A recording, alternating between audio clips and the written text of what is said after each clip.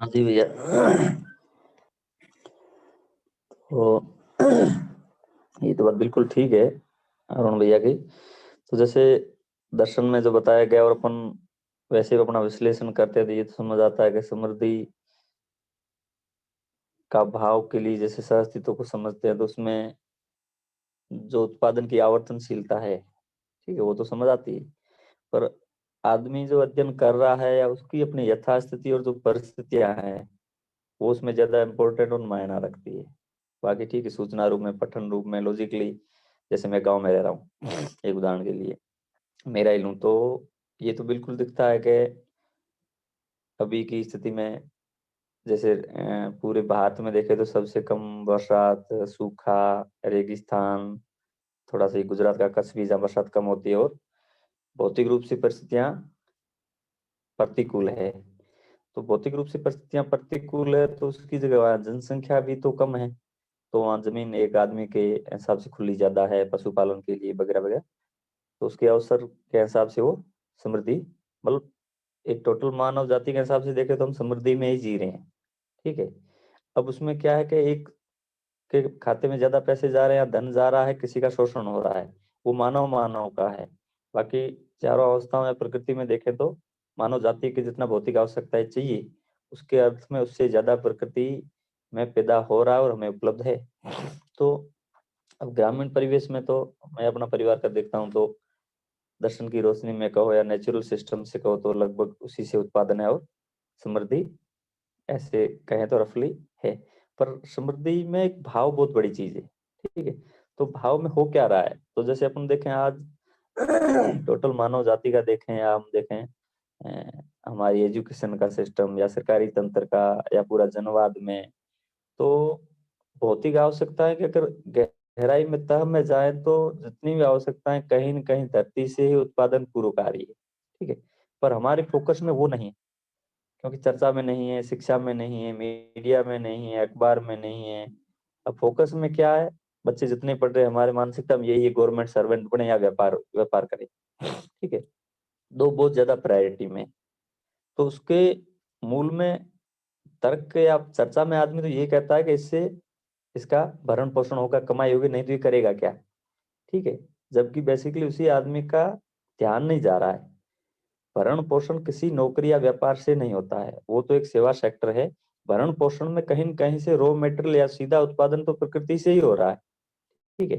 पर वो न तो शिक्षा में ये चीज है न चर्चा में है, तो क्या ध्यान नहीं जा रहा है। और दूसरी शिफ्टिंग में बैठे हैं तो ये मध्यस्थ दर्शन हमें क्या कर रहा है, इसमें कुछ हम नया क्रिएट कुछ नहीं कर रहे हैं। सहअस्तित्व में जो व्यवस्था है उसकी ओर इस अध्ययन से हमारा ध्यान जाता है। ध्यान जाने से विश्वास बनता है, उसकी प्रति कृतज्ञता होती है, ये मेन काम है। तो अभी देखें ना तो सबसे ज्यादा आदमी का विश्वास है गवर्नमेंट सर्वेंट में। बेसिकली गवर्नमेंट सर्वेंट सिस्टम यानी कि भारत का सरकारी तंत्र। अब सरकारी तंत्र में देखें तो मान लो कोई कल ऐसी घटना हो जाए, पूरा सिस्टम में मतलब पार्टियां लड़ पड़े या कुछ भी ऐसा हो कि सरकारी तंत्र पूरा ढांचा गिर जाए, एक उदाहरण के लिए मान चलते हैं, तो फिर वो सरकारी नौकरी वाले का क्या है, फिर उसका भय तो वही है कि भाई रोजी रोटी तो उसके खतरे में आ गई। जबकि उस सरकारी तंत्र से जो ये प्रकृति है वो उससे बड़ी है, लाखों सालों से हम उससे पलते आ रहे हैं, भरण पोषण हमारा हो रहा है, हम उससे जुड़े हुए हैं। पर जन चर्चा में शिक्षा से वो कहीं ध्यान नहीं दिलाया गया है कि प्रकृति बड़ी चीज है, ठीक है, उससे भरण पोषण होगा ना कि किसी सरकारी नौकरी से होगा। पर अभी का जो सिस्टम 50-60 साल में यह समझा जाए तो 200-300 साल राजाओं के समय से भी जो राजा के प्रशासनिक सिस्टम में जो लगा होता था वो आदमी ज्यादा कमा लेता था। तो एक हमारे मानव जाति के चित्रण में ये बहुत बड़ी चीज घुसी हुई है कि सरकारी तंत्र या प्राइवेट भी, गवर्नमेंट सर्वेंट या फिर व्यापार सेक्टर में ऐसा ज्यादा है, उससे आराम से कमा लूंगा और बाकी मैं नहीं। अब जो लाइफ स्टाइल है उसमें समृद्धि के लिए प्रकृति सहज लाइफ स्टाइल का चित्रण बनने उसमें लगने से पहले समृद्धि का तो अनुभव होगा नहीं, ये तो है। पर उसके लिए ये नहीं है कि जो यथास्थिति उसको तोड़ा जाए, ठीक है। यथास्थिति में इसमें नागराज जी भी कहीं ऑडियो में कहते हैं ना भाई, समझने के लिए यथास्थिति आपको नहीं रोक रही है। अब क्या कि समृद्धि के भय से हम समझने के स्तर को भी रोक रहे हैं या फिर आवेशित हो जाते हैं। मेरा एक अनुमान है या प्रस्ताव रूप में, एक प्रेम रूप में, कि जैसे मैंने जीवन इंडिया में भी देखा है, अधिकांश लोग भाई शिक्षा के एक लेवल पे शहर के बड़े लेवल पे जुड़े हुए लोग ही इसमें जुड़ पा रहे हैं, कि उन्हीं का चेतना की किस तरह जो इस चीज को स्वीकार पाता है। ठीक है, अब सहयोग से मुश्किल से 1% रेशियो है जो मेरी तरह को गांव से आदमी जुड़ पा रहा है। तो उसके लिए समृद्धि वाला अपन जो कहें भौतिक लेवल पे उसकी चलो अनुकूलता है। ठीक है, और बाकी लोगों के लिए जो शहरी जैसे मेट्रो शहर है, जयपुर है, बॉम्बे है, अहमदाबाद है। अब मेट्रो शहर में जो 3 पुश्तौनी पीढ़ी से ही व्यापारिक लाइन से परिवार जो जुड़ा है, अब वो दर्शन जिसे समृद्धि कह रहा है, दर्शन भी कह रहा है और उसके लॉजिक में भी आ रहा है। समृद्धि का मतलब ये है कि आप में संग्रह ना करना पड़े और प्रकृति में आवर्तनशीलता पे आपका विश्वास हो और उसमें आपका पकड़ भी हो, यानी आप में उस पैदा करने में, प्रोसेसिंग करने में आपकी निपुणता हो। ठीक है, और आपकी क्या आवश्यकता है ये आपकी पहचान में हो और उससे ज्यादा आप कमा पा रहे हो और प्रकृति में दिख रहा है कि ये नेचर में परमानेंट ये चीज रहनी है और मेरे पास ये स्किल है। तब जाके वो आदमी उसके प्रति आश्वस्त हो पाता है कि मैं समृद्धि में जी सकता हूँ। पर जिनके ये चित्रण में भी नहीं आ रहा है, जैसे व्यापार में कई पीढ़ियों से लगे, मेट्रो शहर में लगे, तो जैसे ही समृद्धि का पॉइंट आता है दर्शन में, तो लोग वो समृद्धि ही सबसे ज्यादा डराती है, जबकि बेसिकली उसको सेकेंडरी रखने की जरूरत है। क्यों, वो पॉसिबिलिटी नहीं, आदमी कोई चाहे भी कि मैं मेट्रो शहर में रह रहा हूँ, समृद्धि को प्रमाणित कर दूं। ठीक है, अब उसमें थोड़ा सा शहर में रह के प्रोसेसिंग का काम आप करोगे तो भी उसमें भी अगर टोटल एंगल में जोड़ोगे तो बाबा जी जो समृद्धि कह रहे हैं वो प्रकृति में जो क्या कहते हैं उसमें संतुलन है उसको बनाए रखते हुए प्रोसेसिंग करो, तो फिर आप समृद्धि अनुभव करोगे। यानी कि समाधान भी पहले नहीं होगा अगर आप नियम के साथ काम नहीं कर रहे, तो उस बैरियर में तो किसी शहर में ये पॉसिबिलिटी नहीं है। ठीक है, पर इसका मतलब ये नहीं कि हम अपना अध्ययन भी ना करें, ये समृद्धि वाला आवेश ही गति रोक रहा है। तो मेरे हिसाब से इस पे अभी ज्यादा ध्यान आदमी को नहीं देना चाहिए। चलो जिस व्यापार नौकरी में लगा है उसमें पैसे तो आ रहे हैं भाई, सीधी सी बात है, सरल भाषा में पैसे आ रहे हैं, पर परिवार में कैसे मैं न्याय प्रमाणित कर पाऊँ, मतलब व्यवहार कर पाऊँ, उसमें तो अपने को तीर्थपूर्वक जीने का प्रयास कर ही सकता है। और ये इसमें भी आदमी को प्रायोरिटी सेट करने की जरूरत है कि मेरी सबसे पहले मेरी यथास्थिति कहाँ है, ठीक है, परिस्थितियां क्या है, उसके बाद दर्शन क्या कह रहा है, उसमें मैं कब पहुंच पाऊंगा। एक तो मेरा सोचना मैं कब पहुंच पाऊंगा, दूसरा समाज की भी उसमें भागीदारी है, मेरे चाहने से नहीं हो पाएगा, बहुत कुछ वातावरण भी अगल बगल का चाहिए। तो ये चीजें, बाकी समृद्धि तो मूल में तो सहअस्तित्व की पूरी डिजाइन है, जिसमें उत्पादन, प्रोसेसिंग और फिर मांग और पूर्ति का पूरा कैसे सिस्टम काम करता है। ठीक है, उस पूरे का चित्रण बनना और उसमें अपनी निपुणता आने के बाद ही उसको अचीव कर पाता आदमी, उसको प्राप्त करता है, तो फिर जाके समृद्धि आती है। ऐसा भैया मैं देख रहा हूँ।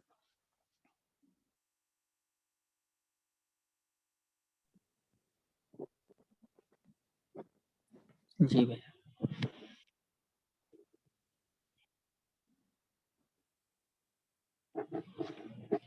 बढ़िया बताया।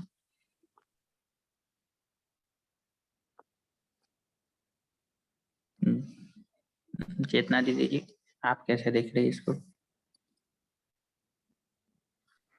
हाँ, नमस्ते सभी को। भैया, एक तो समृद्धि की जब परिभाषा पढ़ते हैं तो उसमें एक ध्यान ये जाता है कि वस्तु का अभाव और भाव का भी अभाव, और वहाँ भी बौद्धिक समाधान के बिना भौतिक समृद्धि जो है वो मीन्स अचीव नहीं कर पाएंगे। तो पहले बौद्धिक समाधान और उससे ही भौतिक समृद्धि तक हम पहुंच पाएंगे, ये ध्यान जाता है। और दूसरा व्यवहारवादी समाजशास्त्र जब पढ़ा तो वहाँ पे भी ध्यान गया कि जो हमारी महत्वाकांक्षाएं हैं, सामान्य आकांक्षा और महत्वाकांक्षा, उसमें सामान्य आकांक्षा की जो वस्तु है जिससे हम आवास, आहार और अलंकार बोल रहे हैं, वहीं से समृद्धि का जो भाव जो है वो स्थिर होगा। महत्वाकांक्षा संबंधी जो वस्तु है, दूरगमन, दूरश्रवण और दूरदर्शन, वहां से समृद्धि तक हम नहीं पहुंच पाएंगे, उस भाव तक। तो उसमें ये भी मीन्स ध्यान गया कि हमारी जो बेसिक नीड है, सामान्य आकांक्षा जो है, वहां से ही एक तो समृद्धि इंश्योर होगी। और उसमें भी पहले बौद्धिक समाधान, क्योंकि जब तक लक्ष्य की पहचान नहीं होगी खुद में भी और परिवार में भी, तब तक परिवार या अपना जो भी क्रियाकलाप है उससे हम समृद्धि तक नहीं पहुंच पाएंगे। तो अ, दर्शन में जितना भी कंटेंट अभी तक पढ़ने में आया है, उससे जो स्थिर हुआ है वो इतना ही है कि पहले बौद्धिक समाधान और उसी से भौतिक समृद्धि। तो जैसे मैं प्रैक्टिकली या व्यावहारिक इसमें अभी देखूँ, तो एक ध्यान ये जाता है कि सामान्य आकांक्षा की जो भी वस्तुएँ हैं, उसके लिए जितना-जितना अपने में बौद्धिक समाधान या अपने आप को जो हम जीवन दर्शन ज्ञान कहते हैं कि भई मैं 2 अलग वास्तविकता हूँ और मेरी जो नीड है, वो दोनों अलग है, शरीर की ज़रूरियात और जीवन की ज़रूरियात। ये जितना भी क्लियर होता है, तो उससे वो श्योरिटी बनती रहती है कि जो मेरी शरीर की नीड है वो फुलफिल होती ही जाएगी या उसके लिए इतना एफर्ट नहीं है और वहाँ पे इनसिक्योरिटी अब नहीं लगती है। और दूसरा जैसे-जैसे परिवार में ये लक्ष्य साम्यता थोड़ी-सी बनती है कि भई हम किसके लिए ये कर रहे हैं, समाधान समृद्धि के लिए या सुविधा संग्रह के लिए। तो जैसे-जैसे वो बनता जाता है तो परिवार में भी हम ये देख पाते हैं कि लक्ष्य की जैसे-जैसे साम्यता होती रहती है तो वो जो इनसिक्योरिटी है घर को लेके, पैसे को लेके या फिर और कोई जो फैसिलिटी है उसको लेके, तो वहाँ पे वो मीन्स दिखता है कि उसकी आवश्यकता कितनी है और अगर है भी तो हम उसको पूरी कैसे कर पाएँगे। जो अब तक क्या था कि ऐसा लगता था कि भई ये कर पाएँगे या नहीं अभी ये कितने साल में हम कर पाएँगे या फिर हमेशा कंपैरिज़न रहता था दूसरों के साथ, उससे बेटर करना है या उससे ज़्यादा अच्छा करना है वाला। तो अभी ये ध्यान जाता है कि उस कॉम्पिटिशन में नहीं पड़े हैं। तो अब ध्यान जाता है कि मेरी आवश्यकता अभी तो पहले तय हो गई और परिवार में भी एक लक्ष्य तय हो गया कि किस ओर चलना है। तो वहाँ से वो कंपैरिज़न वाला पूरा अभी धीरे-धीरे बंद हो रहा है और इससे ये भी पता चलता है कि जितना हम मेहनत अभी कर रहे हैं और जितना भी कमा रहे हैं उससे ये जो सारी हमारी आवश्यकता है वो ईज़िली फुलफ़िल हो सकती है। तो समृद्धि को तो मैं भैया दर्शन से जो समझी वो जैसे अभी मैंने पहले बताया वो है और व्यावहारिक इसमें मैं ये देख पाई कि जैसे-जैसे अपना परिवार का व्याप बढ़ता है, तो उससे वो इनसिक्योरिटी पूरी की पूरी चली जाती है कि भई कैसे हमारा निर्वाह होगा। लेकिन हाँ, महत्वाकांक्षा की जो वस्तुएँ हैं, उससे अगर समृद्धि पाने जाएँगे, तो वहाँ पे कोई मीन्स उसका एंड नहीं है, ये भी ध्यान में जाता है। लेकिन समृद्धि के भाव के लिए सामान्य आकांक्षा जो है उसके लिए बौद्धिक समाधान से ही हम भौतिक समृद्धि तक पहुँच पाएँगे।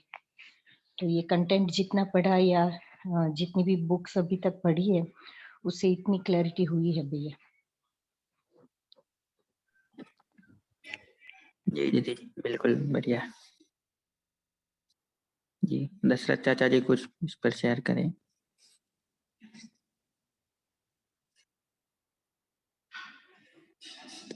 हाँ, नमस्ते भैया सभी को। जी,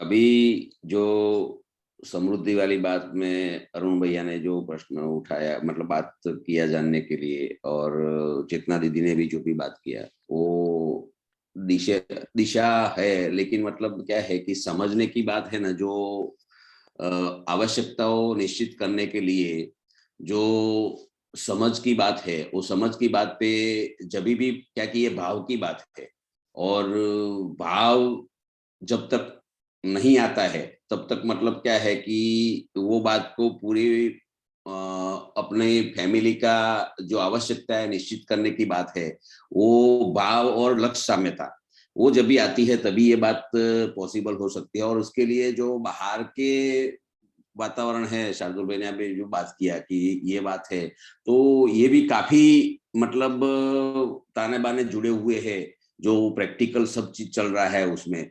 तो अभी तो भैया इसमें इतना ही बात है कि ये समझने के पे कितना उसके पर जोर लगाया जाए कि वो बात जितना अपने में वो बैठता है, तो फिर मतलब क्या है कि उसके लिए आगे आगे डिजाइन निकलती जाएगी। अभी समृद्धि की बात में इतना जो क्लैरिटी मतलब समझो होना चाहिए। अभी मैं मेरी भी बात करूं तो फैमिली के लेवल पे अभी समझो जो बिजनेस चल रहा है, जो चल रहा है, तो उसको मतलब क्या है कि क्या उसको अभी कैसे करे। अभी समझो कि फैमिली का रिक्वायरमेंट तो वैसे मतलब समझो कि ये तो बैठेंगे तो ये तो पूरा हो गया है, तो अभी करना चाहिए कि नहीं करना चाहिए। तो फिर मतलब एक बात ऐसी होती है कि नहीं ये तो अभी कितने लोग अपने साथ जुड़े हुए हैं, तो फिर ये तो चीज को उसको तो क्या है कि बार बार बात यही आती है कि एक बार समझने पे जोर लगाइए और इसके पर मतलब समझो कि कुछ भी डिजाइन उसमें से कैसे कैसे निकलता है, तो उसके लिए अल्टरनेट वही बचता है कि इसके पर जितना ज्यादा फोकस हो जाए और जितना समझने पे मतलब ये करेंगे तो वो बात अभी लगता है। धन्यवाद भैया।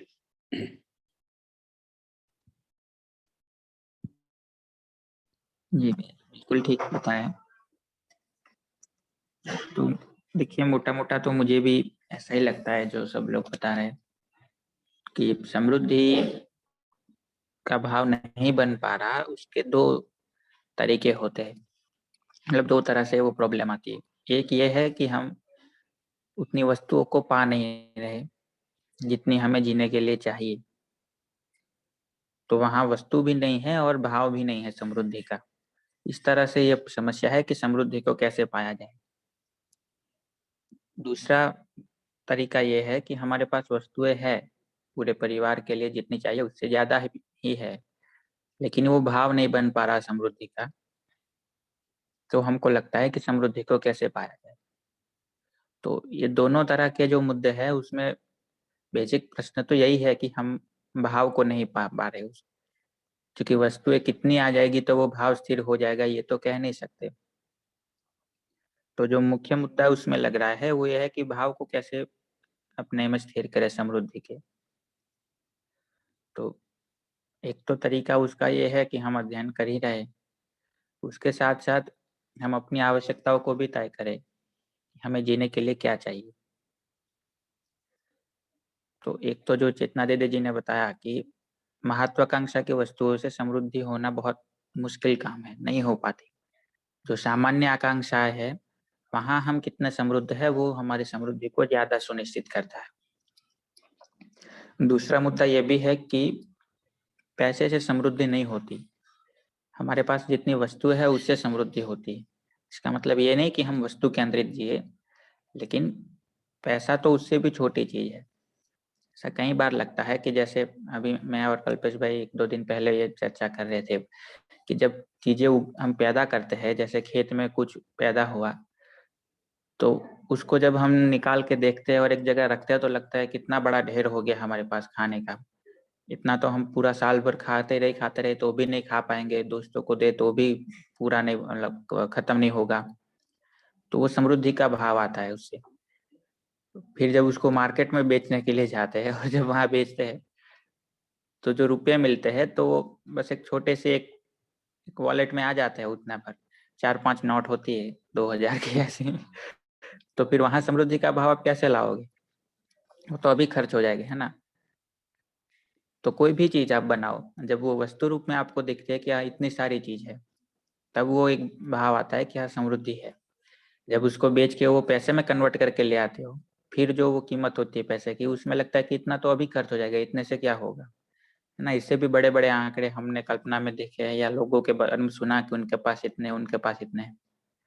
तो वहां समृद्धि को देख पाना बहुत मुश्किल काम है, वहां वो भाव को पाना।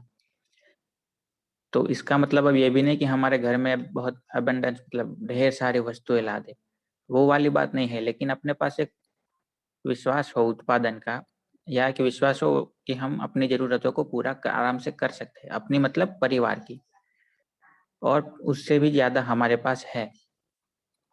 तो उसके लिए अब ज्यादातर बार ये देखा है कि जो लोग इस तरह के प्रश्न में है कि भाई वस्तुएं तो है ही फिर भी ये समृद्धि का भाव नहीं आ पा रहा, तो ज्यादातर लोगों का मन उस दिशा में जाता है कि हम भी अब कुछ ऐसा करें, खेत में जाए या कोई उत्पादन कर ले। तो ये तो एक काम है ही, यदि हो सकता है तो बहुत बढ़िया है, लेकिन यदि वो मुश्किल है तब फिर ये सोचना चाहिए कि अब जितना है हमारे पास उसका सदुपयोग कैसे करें। तो सदुपयोग करने से भी बहुत सारा भाव समृद्धि का अपने में दिखता ही है। ज्यादातर बार ये होता है कि जितना हमारे पास है, जब हमको लगता है कि ये आ तो गया लेकिन ठीक तरीके से नहीं आया, या इसको हम श्रम पूर्वक उत्पादन कह रहे हैं उससे नहीं आया, तो अभी ये ऐसा हो पाना, सभी लोग ऐसा कर पाएंगे, ये तो थोड़ा मुश्किल है, क्योंकि ये थोड़ा ऐसा पीरियड है कि जहाँ ट्रांसफॉर्मेशन हो रहा है समाज। ऐसे हम लोग जो अभी युवा है और सोच रहे हैं कि हम स्वावलंबी हो जाए, तो मैं देखता हूँ कि हम लोगों के भी मन में रहता क्या है, समृद्ध कैसे होना है। तो एक आंकड़ा है, हम लोग तय तय करना ही पड़ता है कि महीने इतना कमाना है। अब वो बेस नहीं है ना समृद्धि का। तो समृद्धि का बेस यह है कि मेरी आवश्यकताओं की, मेरे परिवार की आवश्यकताओं की पूर्ति हो और उससे ज्यादा कुछ भी उत्पादन मैं कर पाऊं। तो इसमें अब इतने हजार महीने आ जाएंगे, ये कहाँ से समृद्धि हुई? पैसे तो आवश्यकता नहीं है, वो तो ना सामान्य आकांक्षा में आते हैं ना महत्वाकांक्षा में आते हैं। लेकिन अभी मॉडल ऐसा बन गया है, अर्थतंत्र ऐसा बन गया पूरा, कि उसके बगैर चलेगा नहीं, उसी से सारी आवश्यकताएं पूरी होती। जितना उगा पा रहे, जितना खुद बना पा रहे वो ठीक है, बाकी के लिए तो पैसे ही चाहिए होंगे।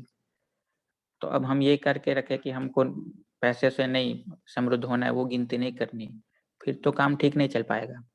तो बहुत सारी बातें ऐसी है कि जहाँ अभी हमको बिल्कुल आदर्श होने के बारे में नहीं सोचना चाहिए, लेकिन जितना अच्छा जहाँ से हो पाता है उसके बारे में सोचना चाहिए। तो एक तो सदुपयोग का मुद्दा हो गया, दूसरा ये है कि मैं कई बार ये सोचता हूँ कि एक यदि अमीर आदमी को ये समझ में आता है कि समृद्धि का सही तरीका क्या हो, समाज के चलने का सही तरीका क्या हो, और वो खुद कहीं जमीन खरीदे और जाके खेत में काम करे जो कभी किया ना हो और बहुत शरीर को कष्ट दे, उसका कितना फायदा होगा समाज में। और दूसरा विकल्प कि वो कुछ युवाओं को चुने कि ये ठीक है, उनके समृद्धि के उनकी समृद्धि में हम सहायक हो सकते हैं, और ऐसे 10, 12, 15 जितने युवाओं को वो सहयोग दे पाए समृद्ध होने में, वो सहयोग करे, तो उससे समाज को कितना फायदा होगा या उससे कितना भाव बनेगा समृद्धि का। तो इस पर भी सोचा जा सकता है कि समाज के लिए ज्यादा क्या हितावह है, व्यवस्था के लिए ज्यादा हितावह क्या है ना। सब सदुपयोग के ऐसे तरीके हम लोग सोच सकते हैं। बाकी तो देखिए समृद्धि का जो बता रहे हैं कि समाधान से पहले वो भाव आना भी मुश्किल है, क्योंकि उससे पहले तो हम बहुत बार पैसों को ही समृद्धि मानते हैं या वस्तुओं को ही समृद्धि मानते हैं। तो एक लेवल के बाद लगता है कि पैसे से समृद्धि नहीं आती, वस्तु से होती है। लेकिन मुझे लगता है कि एक लेवल के बाद ये भी पता चलेगा कि वस्तु से भी समृद्धि नहीं होती, अपनी समझ ये बनती है कि प्रकृति में बहुत कुछ है और जिसको जितना चाहिए उससे उससे ज्यादा उसको मिलने का प्रावधान है। ये जब अपने में अवधारणा स्थिर होती है, इससे समृद्धि का भाव बनता है। फिर मेरे पास कितनी वस्तुएं है वो एक अलग मुद्दा है कि कितना चाहिए, और कितना ज्यादा ही होगा जब इस भाव के साथ जी रहे होगे तो उतना उत्पादन करने की भी योग्यता आ ही गई होगी। तो ये सब अलग अलग स्टेज है, तो उसमें आराम आराम से चलना ही ठीक लगता है। तो बहुत आदर्श रूप में हम जब सोचने का प्रयास करते हैं ना, तब ये पीड़ा बनती है कि हम ठीक नहीं कर पा रहे। लेकिन अभी इस पीरियड में जहाँ बहुत सारा ट्रांसफॉर्मेशन हो रहा है, उसमें हम कैसे इन चीजों का सदुपयोग कर पाए, ये मैं मानता हूँ कि ज्यादा महत्वपूर्ण मुद्दा है। और दूसरा मतलब सॉरी दूसरा नहीं, पहला वो मुद्दा है प्राइमरी, कि हम अपना अध्ययन करते रहे और भाव रूप में इसको पकड़ने का प्रयास करें, ना कि हम कैसे कमा रहे हैं और कितना कमा रहे हैं, हमारे तरीके क्या है और कितनी आमदनी हो रही है। वो एक गौण मुद्दा है अभी इस ट्रांसफॉर्मेशन में। मतलब जो अभी शुरू कर रहे हैं, जिनको अभी कोई तरीका अपना एस्टैब्लिश करना है कमाने का, उनको तो डेफिनेटली स्वावलंबन ही अपनाना चाहिए। लेकिन जिन्होंने अच्छा खासा मॉडल कर लिया है, उनको फिर सदुपयोग के बारे में ज्यादा सोचना चाहिए। अब पूरा शिफ्ट कर देना परिवार के लिए भी थोड़ा मतलब ये है कि कैसे सेट हो पाएंगे सब, और अपने लिए भी, अपने शरीर के लिए, स्वास्थ्य के लिए भी वो थोड़ा मुश्किल तो है ही। ऐसा मेरा व्यक्तिगत मत है, बाकी कोई इस पर कुछ बता सकते हैं। जी नंदवान जी।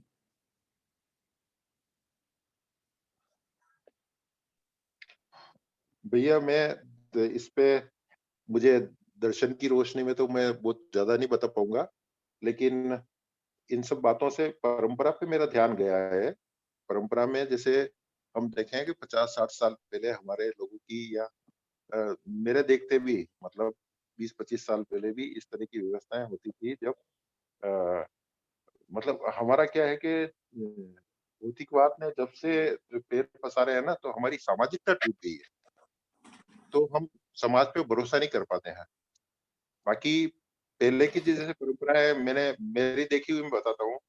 हमारे यहाँ ये सिस्टम है कि भाई जैसे एक उदाहरण लेके बताता हूँ, किसी की मृत्यु हो जाती परिवार में, तो उसको दाह संस्कार के लिए ले जाते थे।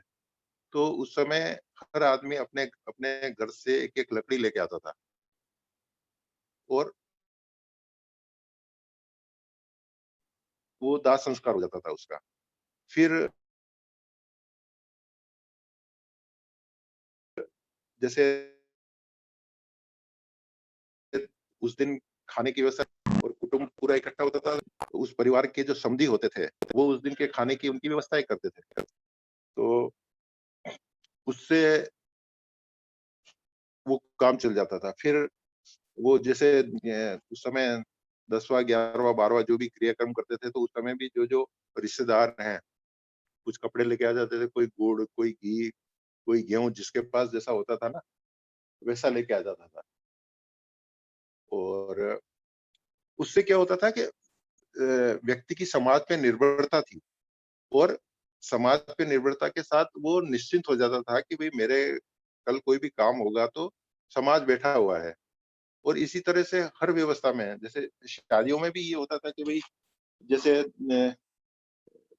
ननिहाल पक्ष होता था, तो वो मायरा लेके आता था हमारे इधर। उसमें भी जो जैसे जितने भी रिश्तेदार हैं उनकी तरफ से, जैसे लड़की की शादी है तो वो साड़ियाँ-वाड़ियाँ लेके आ रहे हैं, ऐसा करके।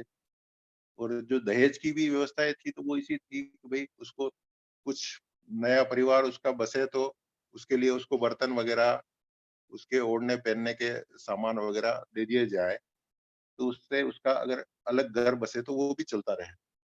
तो मैं ऐसा सोचता हूँ कि समाज पे जो पहले निर्भरता थी, वो हमने खत्म कर दी और आपसी सामंजस्य जो खत्म हो गया, तो इसलिए हमारा क्या है, समाज पे विश्वास नहीं बना। अभी समाज पे विश्वास नहीं रहा हमारा, तो उस हिसाब से हमको अभी जो समृद्धि की जब बात करते हैं, तो हमको लगता है कि हमारी व्यक्तिगत बात हो रही है। लेकिन जैसे मैं जितना बचस दर्शन को समझा हूँ, तो परिवार और परिवार समूह रह के इसको करेंगे, तो उसमें क्या है कि उसमें फिर वो आप अभी क्या है कि हमको हमारे पूरे परिवार की ज़िम्मेदारी 1 या 2 व्यक्तियों पे होती है। उन्हीं को सारा कुछ करना पड़ता है और हम 1-1, 2-2 बच्चे होने के बाद भी उनकी शिक्षा को लेके, उनकी चिकित्सा को लेके, माँ-बाप की परवरिश को लेके, बच्चों की परवरिश को लेके, देखभाल को लेके हम परेशान हैं। तो इसलिए हमारा समाज पे अभी विश्वास नहीं रहा। पहले सामान्यतः मतलब अपन 50-60 साल पहले देखें तो 5-5, 6-6, 8-8, 10-10 बच्चे भी एक-एक परिवार में हो जाते थे। और समाज के द्वारा मतलब हर संस्कार पे समाज की तरफ से इस तरह की व्यवस्था होती थी कि बिना किसी ज़्यादा दबाव के आदमी वो सारी चीज़ें पूरी करके ले जाता था। उनके विवाह भी हो जाते थे, उनके जैसे भी कार्यक्रम होते थे, तो वो समाज के उस पे हो जाते थे। अभी जब हम समृद्धि के लेवल पे हम व्यक्तिगत रूप से सोचते हैं ना, तो हम व्यक्तिगत रूप से कोई भी आदमी समृद्ध हो ही नहीं सकता। जब तक परिवार समूह में अपन नहीं रहे हैं और हमारे जो सारे जो दायित्व हैं, वो समाज के साथ मिलके पूरे नहीं होते हैं ना, तब तक समृद्धि का भाव नहीं बनता है। तो मुझे लगता है कि बाबा जी ने बहुत सुंदर बात कही है, लेकिन वो अपन समाज के साथ, हम ग्रुप के साथ, अकेला व्यक्ति समृद्ध हो जाए, तो मुझे नहीं लगता कि ऐसा हो पाएगा। लेकिन जब परिवार समूह के साथ हम रहते हैं, एक समाज के साथ रहते हैं ना, तो समाज हम हमारी जितनी भी जो वो दीदी ने बताया था सामान्य आकांक्षा, तो महत्वाकांक्षा तो किसी की एक की भी पूरी नहीं हो सकती, लेकिन सामान्य आकांक्षा सब लोगों की आराम से पूरी हो सकती है। तो मुझे पता नहीं ये दर्शन के हिसाब से मैं इसको कितना ठीक समझ पाया हूँ। लेकिन मेरा ये है कि समाज पे अगर हमारा भरोसा बने, हमारा परिवार समूह पे अगर भरोसा बनता है, तो हम समृद्धि के भाव के साथ जी सकते हैं। तो अब ये मैं तो इसको इस तरह से कनेक्ट कर पाया भैया। अगर आप सब लोग जो मध्यस्थ दर्शन को ज़्यादा अच्छे से समझे हैं, वो इस पे थोड़ा-सा और प्रकाश डाल दें। बिल्कुल ठीक ही बता रहे हैं आप। उसी को कह रहे बाबा जी कि हम समाज में अभयता चाहते हैं। मतलब इसका एक भाग ये भी है जो आप बता रहे हैं कि जहाँ व्यक्ति को अपने समृद्धि का भरोसा बनता है समाज के कारण। अभी तो ये हो रहा है कि समाज के कारण उल्टा भय पैदा हो रहा है कि कोई कुछ छीन के ले जाए। तो इसी से ये सब संग्रह और एक दूसरे से स्पर्धा और ये सब चल रहा है। तो बाबा जी ने तो यहाँ तक भी कहा, जो परिचय शिविरों में नहीं बताया जाता कहीं, क्योंकि वो थोड़ा मुश्किल है स्वीकार कर पाना। अभी भी अध्ययन करते करते भी थोड़ा ये लगता है कि ये कैसे हो पाएगा। तो बाबा जी ने ये कहा कि जो धन है वो व्यक्ति की संपदा नहीं है, वो परिवार की भी संपदा नहीं है, वो समाज की संपदा है। तो धन किसी व्यक्ति का व्यक्तिगत संपदा भी नहीं है और पारिवारिक संपदा भी नहीं है, वो समाज की संपदा है। ये तो काफी बड़ी बात हो गई है ना। इसको अभी तो कल्पना कर पाना भी मुश्किल लग रहा है कि ये कैसे होगा। तो ठीक है, लेकिन धीरे धीरे होगा। जो आप बता रहे हैं वो भी काफी दो नहीं तीन भैया, स्तर मेरे ऊपर की। को ऐसा लगता है कि हाँ, व्यक्तिगत स्तर पे हम समृद्धि की या परिवार के स्तर पे समृद्धि की कामना करें ना, तो वो मुझे मतलब व्यक्तिगत रूप से संभव नहीं लगता है। ये अपन परिवार हाँ, समूह के ठीक साथ, है। समाज के साथ ही समृद्धि का भाव हम में आ सकता है। मेरा जी, ऐसा बिल्कुल, सोचना है। बिल्कुल ठीक।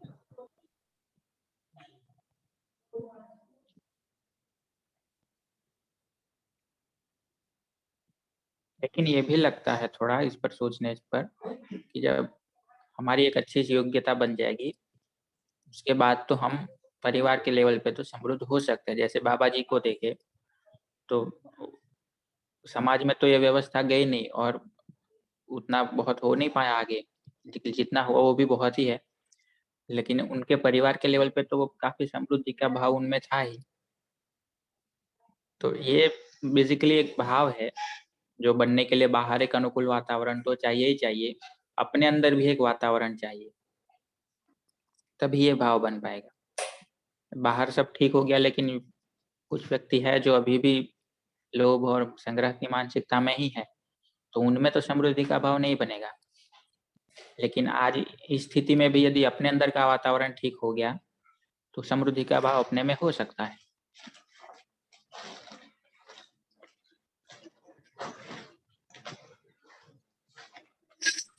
नहीं जी भैया, मेरा मेरा कहने का आशय भी यही था कि मध्यस्थ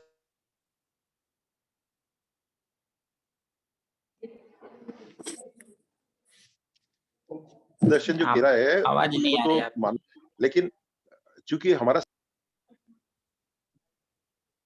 हेलो, आ रही है भैया? हाँ, हाँ, अब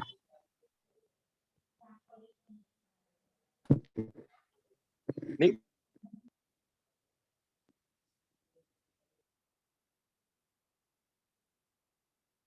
नहीं, अब फिर कट गई आवाज आपकी।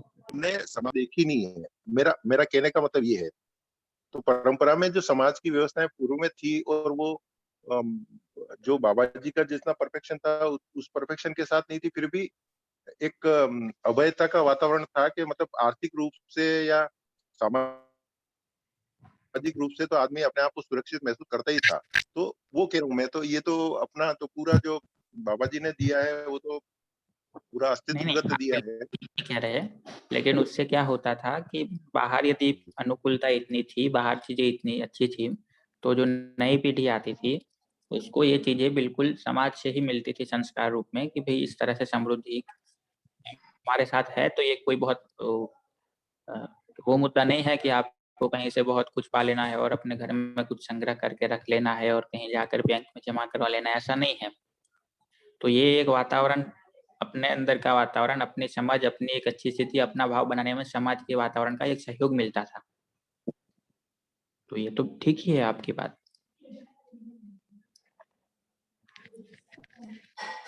जी।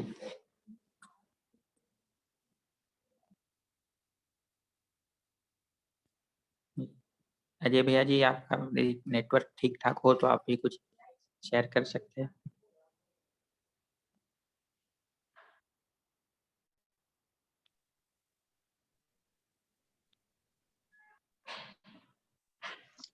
जी भैया, मुझे लगता है कि ये जो ग्रुप है लगभग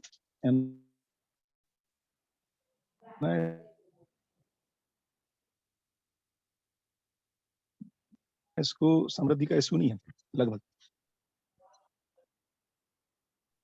तो आवाज भैया नहीं आ रही आपकी ठीक।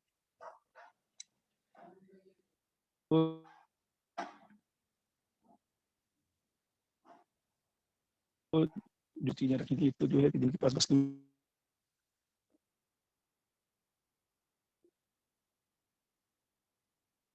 की कमी है, लेकिन इनके पास वस्तु तो है, भाव नहीं आ रहा, तो उसके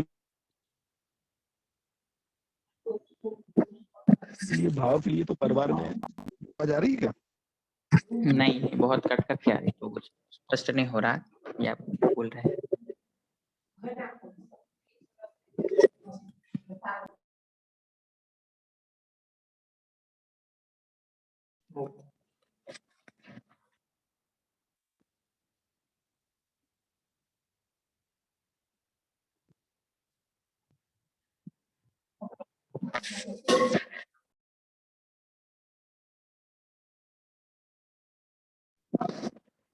जी, तो मुख्य तो इतनी ही बात हम लोग जो कह रहे हैं कि समृद्धि है, एक भाव है जो बाहर से वस्तुओं से या पैसे से तो बिल्कुल ही तय नहीं होता, अपनी समझ से और सामाजिक व्यवस्था से तय होता है।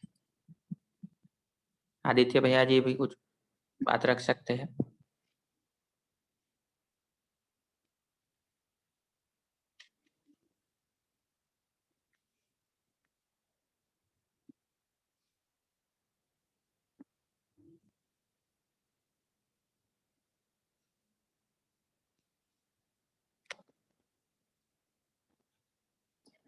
अरुण भैया जी बताइए, आपको क्या लग रहा है? आपका प्रश्न था, तो हम लोग ठीक चर्चा कर पा रहे हैं, आप क्या सोच रहे हैं अब? नहीं, बहुत बढ़िया। इसमें मेरे को एक दो चीज पकड़ में आई। एक तो जैसे बोला ना कि समृद्धि का भाव समाज में ही है। जैसे सपोज मेरे को सेटल हो गया कि नहीं यार, पैसा तो काफी है और सुविधाएं काफी है घर में, कोई दिक्कत नहीं है, पत्नी को ठीक लगता है, तो बच्चों को कम हो जाता है। कभी कुछ करने जाते हैं तो कभी पत्नी को कम लग जाता है, कभी बच्चों को कम लग जाता है। तो इसमें जो अभी भैया ने समझाया ना, बहुत बढ़िया लगा कि समाज में ही दिखेगा ये, बराबर है। तो इसका अभाव जो है वो कभी जैसे सपोज जैसे शिक्षा से रिलेटेड हो गया या हेल्थ से रिलेटेड हो गया, है ना। तो इन दो चीजों में ही सबसे ज्यादा मतलब परिवार को लगता है कि अभाव दिखता है ना। तो इसमें जब तक ये समाज की व्यवस्था या परिवारों का साथ में रहना नहीं होगा, जब तक मेरे को नहीं लगता कि पूरे समाज में अभयता आएगी। तो अभयता आने से ही समृद्धि का भाव आएगा, मेरे को ऐसा लग रहा है। तो वो जब तक सामाजिक है बेसिकली, ये इंडिविजुअली तो है ही, इंडिविजुअली तो मीन्स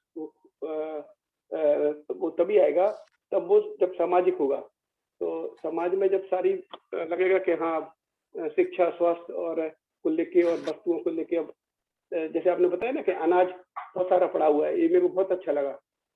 बहुत सारा अनाज है, जब उसको बेच के कुछ कागज के टुकड़ों में पैसे लेके आते हैं तो फिर लगता है यार ये तो बहुत कम हो गया, है ना। तो जो बाबा जी भी कह रहे हैं कि वस्तुओं से ही समृद्धि आएगी, ना कि पैसे से, बैंक बैलेंस से कभी नहीं आएगी। समृद्धि तो आएगी तुम्हारी वस्तुओं से। तुम्हारे पास कितनी गाय है, तुम्हारे पास कितनी जमीन जायदाद है, कितनी खेती करते हो, कितना उत्पादन करते हो। इससे ही बाबा जी को जो सुना उसमें ये समझ में आया कि समृद्धि तो इसी से आएगी, है ना। बैंक बैलेंस से कभी समृद्धि नहीं आने वाली है। तो तुम्हारा जो श्रम है वही समृद्धि तुम्हें देगा बेसिकली। तो ये काफी अच्छा, आज दो तीन बातें मेरे को पकड़ में आई। धन्यवाद।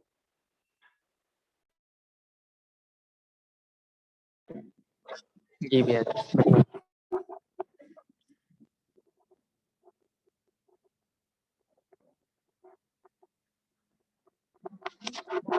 एक्चुअली लोग इस पर बहुत डिस्कशन भी कर रहे हैं।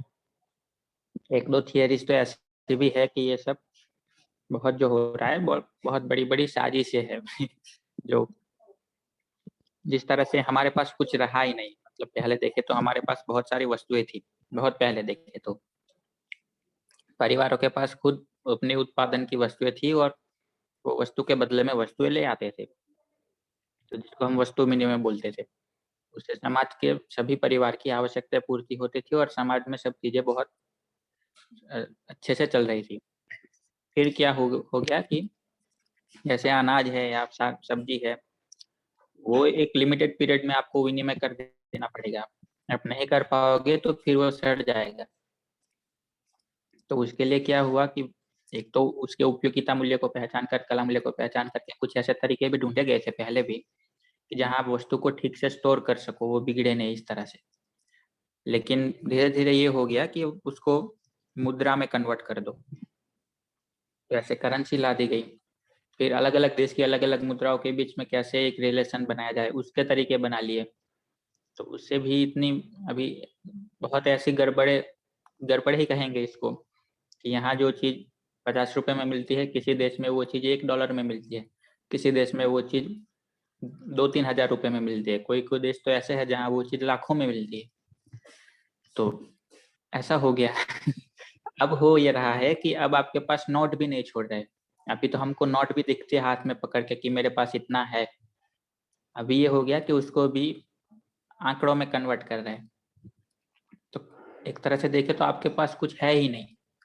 बस एक आंकड़ा है जो आपके मन में रहता है और आपके बैंक बैलेंस में दिखता है कि इतना है आपके पास और वो कभी भी मिट सकता है, कुछ भी हो सकता है उसमें। तो इससे एक अतृप्ति बनी रहती है आदमी में कि भाई मेरे पास कम है, मेरे पास नहीं है, मेरे पास अभी और ज़्यादा होना चाहिए। क्योंकि जब आप मतलब जैसे अनाज को देखो, सब्जी को देखो, आपको पता चलता है कि मुझे इतना चाहिए। पूरा कमरा भर के अनाज पड़ा है, आपको ये नहीं लगेगा कि अब दूसरा कमरा भर के भी अनाज ला दो। लेकिन आपका आंकड़ा होगा 1 करोड़ का तो आपको ये होगा कि 1.5 करोड़ क्यों नहीं हो सकता, 2 क्यों नहीं हो सकता, 3 क्यों नहीं हो सकता। उसमें कोई तृप्ति दिखती ही नहीं ना हमको कि कहाँ जाकर के आंकड़े को स्टॉप करेंगे। वस्तु है तो पता चलेगा कि इतनी चाहिए, इससे ज़्यादा क्या करें। तो इस तरह से अब साजिश हो या जो भी हो, लेकिन स्थिति तो ये है कि हर व्यक्ति इसी कारण से अतृप्त है और इसी से ये बना रहता है कि मैं समृद्ध नहीं हूँ, मुझे और ज़्यादा चाहिए और ज़्यादा चाहिए। फिर ये भी सिद्धांत बता दिए कि भई आप में ये प्यास बनी रहती है, इसी से आपका विकास होता है। आपको है ना हर वक़्त ये लगे कि मुझे और चाहिए और चाहिए। यही फैक्टर है कि जो आपको आगे बढ़ाता रहेगा। ये ऐसी थियरीज़ भी बना लिया, ऐसे सिद्धांत भी बना लिए, तो लोगों को ठीक लगता है कि भई मैं पीड़ित हो रहा हूँ इससे अच्छी बात है। तो ये बहुत बड़े-बड़े भ्रम फैल चुके हैं समाज में। इसमें अब हमको ये बात पकड़ में आ रही है कि सही में समृद्धि क्या है? तो एक तरह से देखें तो ये बहुत बड़ी समझ है, जो हम लोगों के पास बाबा जी के कारण इस दर्शन की रोशनी में आ रही है।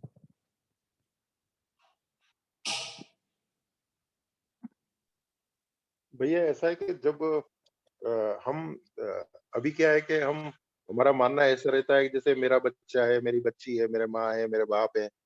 लेकिन जब अ, परिवार समूह में रहते हैं ना तो वो समाज की प्रॉपर्टी हो जाती है। माँ-बाप हैं या लायबिलिटीज़ कुछ भी है तो वो समाज की है। तो समाज अपने हिसाब से उसको टैकल कर लेता है। तो उसमें क्या है कि व्यक्ति दबाव से, प्रेशर से मुक्त हो जाता है।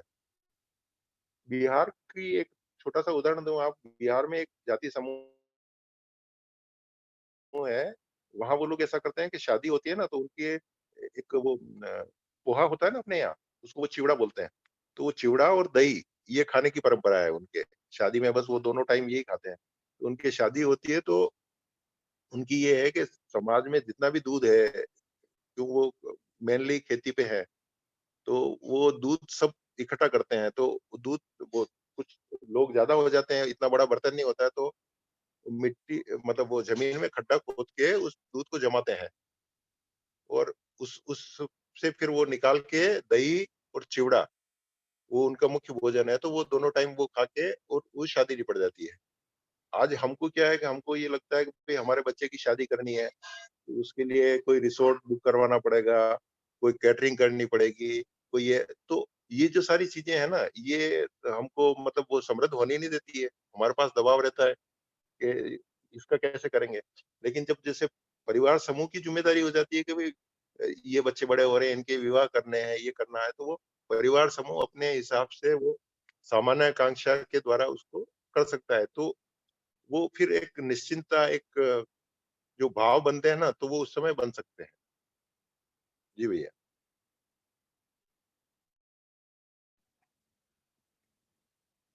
ये ठीक बात है।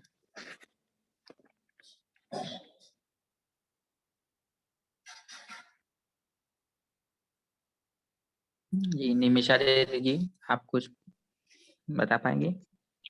जी, नमस्ते सभी को।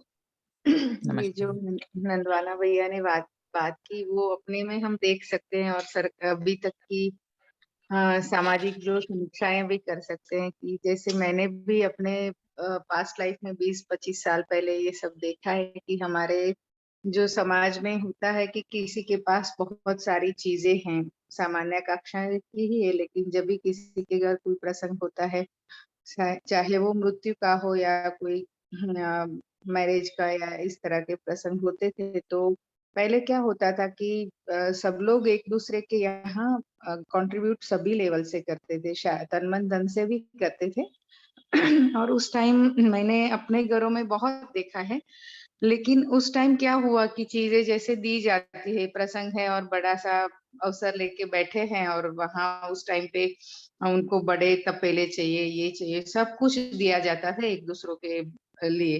फिर उस टाइम वापिस जब मांगते थे तो दोनों तरफ की समझ की कमी के कारण दो सभी तरह से भाव तो अंदर ठीक बना ही हुआ है कि समृद्धि का कि ये चीज समाज मतलब अपने संबंधियों के काम में आए, और उसी तरह से दिया जाता है, एक भाव भी अच्छा है। और फिर जब वापिस लेना होता है, थोड़ा डिले हो गया या फिर चाहे कुछ खो गया, तब दोनों पार्टियों की समझ की कमी के कारण, क्योंकि समृद्धि तो भाव के कारण थी ही, दे दिया, फिर वापिस लेने का टाइम आया तब उन्होंने मांगा, तभी कॉन्फ्लिक्ट खड़ा हो गया। और उसके आधार पर आगे की व्यवस्थाएं बनी, जैसे फिर धीरे धीरे ये बनने लगा कि अब मांगने से कॉन्फ्लिक्ट हो रहा है, अच्छा है किसी को ऑर्डर दे दिया जाए, पैसा खर्च कर दिया जाए और अपनी व्यवस्था संभाली जाए। इस तरह से 20 सालों में परिवर्तन आया है। ये पहले जो नहीं था अभी ज्यादा हो गया है, और एकदम अभी तो शो ऑफ करने तक की बात आ गई। उसमें धीरे धीरे परिवर्तन मानसिक ये आया कि अब कितना अमीर है वो दिखाया जाए। पहले जो परिवर्तन आया था वो इस लेवल पे आया था, और अभी की हाल ये है। तो काफी कुंठित हो गए हम, मतलब व्यवस्था संभालने की जो मानसिकता थी उसमें से हम कहाँ आ गए वो देखने की बात ये मुझे लगती है। और मैंने अपनों में मेरी मम्मी को करते हुए बहुत देखा है कि बहुत लोगों का कुछ ना कुछ, मतलब उसका हॉस्पिटल का कुछ होता है तो चली जाती थी, किसी की प्रेगनेंसी है और डिलीवरी का है तो वो उनके साथ, मतलब घर का साथी सहयोगी संबंध ले लो या फिर संबंधी कोई भी हो, उनके यहाँ कुछ भी है तो वो चली जाती थी। लेकिन आज उनकी मैं मूल्यांकन करूँ तो अच्छी बातें इतनी सारी है, और समीक्षा लोगों ने इतनी की कि उनकी स्थिति अभी अच्छी नहीं है। घर की जो अभी की घटनाओं में मैं अपने को देख रही हूँ, और उनको भी देख रही हूँ या और कोई संबंध में देख रही हूँ, तो नासमझी के कारण लोगों ने काफी समीक्षाएं की कि उनको अच्छा होना है या अच्छा लगना है इसलिए ये किया। उन्होंने अच्छा भाव कभी नहीं देखा, राइट। इसी तरह सभी लोगों का हुआ होगा जहां जहां, और उसके कारण नई व्यवस्थाएं बनी जो अभी तक मानसिक गरीबी में हम आ गए। इस तरह से मैं पूरी समीक्षा कर सकते हैं। बाकी तो अंदर का भाव तो पहले भी सभी का था ही, राइट। ये अभी मुझे दिखता है। बाकी जो चेतना दीदी ने बताया कि मानसिक बौद्धिक समाधान के बिना ये सब चीजें नहीं होगी, और वो था तो सही, जीवन के रूप में सभी में होता ही है, और था भी आज से 25 साल 30 साल पहले था ही था। लेकिन अभी ये स्थिति में हम आ गए हैं, तो अभी उसमें हम थोड़ा अपने में परिमार्जन कर सकते कि उस परिस्थितियों में न जाके अभी नई जो व्यवस्था बना है उसमें किस तरह से हम एक दूसरे के मतलब समाज उपयोगी हो सकते हैं, ये हम कर सकते हैं। और एक नए समाज का निर्माण हमें ही करना है। तो अभी के यथास्थितियां हैं उसमें कैसे उसको इनपुट डाल सकते हैं वो हम सबको ही अपने प्रयत्न करने ही होंगे। सही है? जी एकदम सही। हेलो। हाँ हाँ, जो अभी दीदी ने बताया, निमिषा दीदी ने, तो मैं अपने गांव की देखूं तो आज हम उसी स्थिति पे खड़े हैं। 5-6 साल या 10 साल में मैंने ये शिफ्टिंग देखी।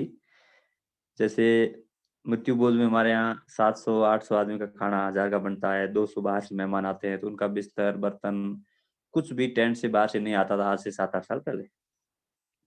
तो ये भीड़ भी इकट्ठी करना, मतलब सब में बैरियर में जाए तो रोग एक ये दिखावा। गांव में, परिवार में हर आदमी ये दिखाना चाहता है कि मैं बड़ा हूं और ये आप स्वीकारो, और उसका भी एक ही जरिया है पैसा। यहाँ से पूरा समाज का मूवमेंट और कुतर्क शुरू हो जाता है। मैंने अपने परिवार में भी ये चीज देखी, पूरे गांव में देखता हूँ। तो अभी तक जैसे बिस्तर अभी भी गांव में इकट्ठे हो जाते हैं, खाना बनाने वाले जैसे मिस्त्री है तो 4-5 बाहर से आ जाते, बाकी हम सब मिलकर खा रोटियां बना लेते थे, सब कुछ कर लेते थे। और अब रोटी बनाने वाले भी बाहर से लाने लगे, बर्तन धोने वाले लगे। ये पिछले 3-4 साल में शिफ्टिंग हुई है। फिर भी अभी तक भी गाँव में जैसे कोई भी शादी है, मृत्यु भोज, उसमें दूध अभी भी हम गाँव का इकट्ठा कर लेते हैं। गाँव का मतलब जिसमें जो अपनी मित्रवत संबंध है, तो क्विंटल 1.5 क्विंटल दूध हम अभी भी इकट्ठा कर लेते हैं। पर इससे निकला क्या? वहां तो ये होता है कि यार सहयोग करो, पैसा बचाओ। वही आदमी जिसके पैसे बचाने के प्रयास में पूरा गांव या एक उसके मित्रवत परिवार लगे हैं, और वो वही पैसा खर्च के कहीं और अपना दिखावा करने की कोशिश कर रहा है। और आखिर दिखा किसको रहा है? अपने ही मित्रों को या अपने परिवारों को दिखा रहा है। तो ये तो समझ आएगा, जितना ज्यादा कमाई शुरू हुई, जितना ज्यादा पैसा आया, उतना देश समाज बर्बाद ज्यादा हो रहा है। ये निष्कर्ष एकदम स्पष्ट दिखता है। तो अभी भी अपन शहर में जाए, कहीं भी देखे ना, तो भौतिक आवश्यकताएं परस्परता के बिना हम डिफाइन कर पाए तो नौकरी से पैसा आ रहा है, व्यापार से आ रहा है, कोई फर्क नहीं पड़ता। अभी क्या भौतिक वस्तुओं से मेरी पहचान है, ये सबसे बड़ा पंगा है। उसमें त्योहार हो चाहे मेरी लाइफ स्टाइल हो।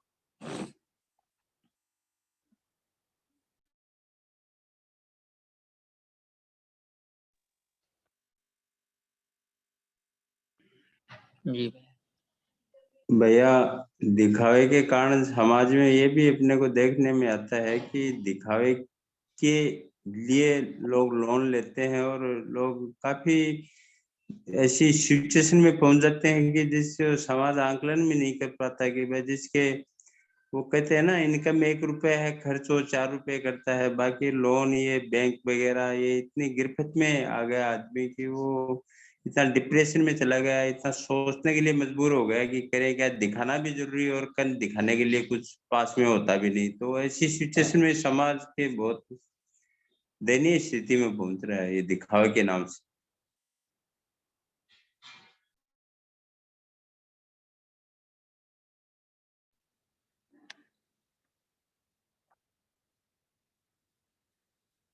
जी, तो समय तो हो गया,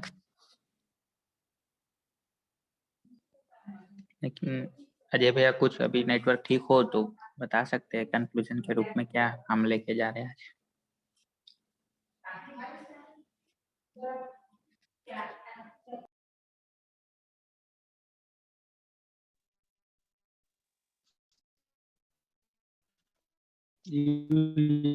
आवाज आ रही है क्या? नहीं भैया, आवाज तो हेलो। भी नहीं आ रही। भैया तो फिर कल रखते हैं ना, अभी बंद कर ठीक सकते है, हैं क्योंकि ठीक आवाज ठीक। आती जाती है ना। ओके, बढ़िया, हाँ अच्छा डिस्कशन। दशरथ भाई को वेलकम, वेलकम बैक। आभार भैया। बढ़िया बढ़िया, है ना। ओके ओके, नमस्ते। नमस्ते। नमस्ते सभी को। नमस्ते। सभी को नमस्ते।